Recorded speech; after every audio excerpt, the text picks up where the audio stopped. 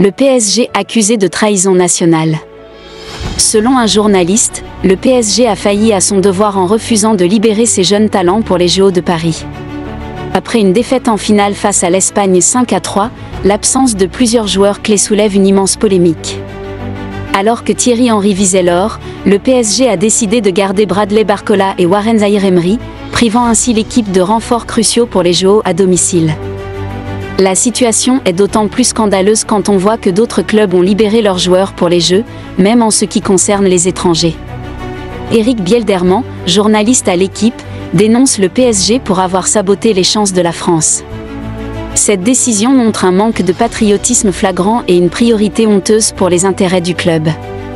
La colère monte alors que la France paye le prix de cette trahison sur le terrain. Kylian Mbappé fait déjà sensation au Real Madrid. À peine 4 jours après avoir rejoint l'entraînement, l'attaquant français impressionne par son engagement et sa détermination sans faille.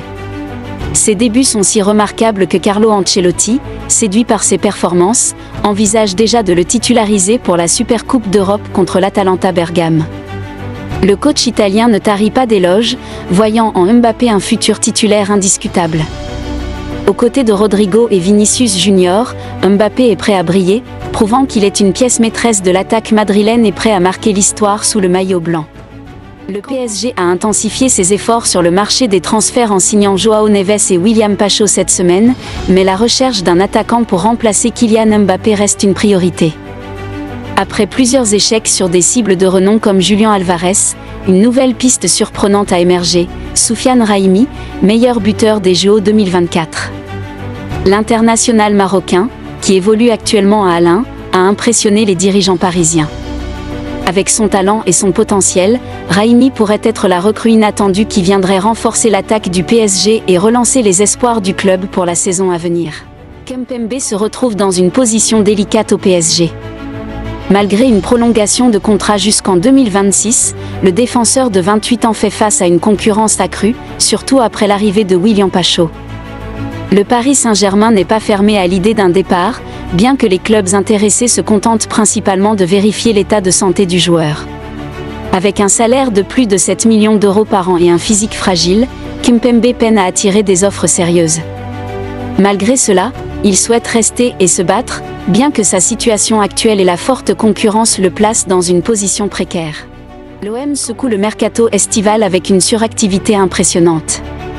Avec 348 millions d'euros dépensés depuis 2020, le club phocéen a surpassé tous les autres clubs français en matière de transfert. Cet été, l'OM a recruté massivement avec des joueurs comme Derek Cornelius, Ismaël Koné, Pierre-Emile Hojbjerg et Mason Greenwood, affichant un total de cette nouvelle recrue. Marseille a accueilli 64 joueurs en 4 ans, écrasant la concurrence en Ligue 1 et frôlant le top 10 européen des clubs les plus dépensiers. Cette stratégie audacieuse pourrait transformer le club, malgré les critiques sur l'instabilité de l'effectif. À 37 ans, Dimitri Payet continue d'éblouir le Brésil avec Vasco da Gama.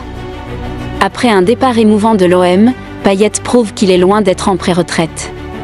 Dernièrement, il a brillé en offrant une performance exceptionnelle, orchestrant le jeu et contribuant au début de la victoire 2-0.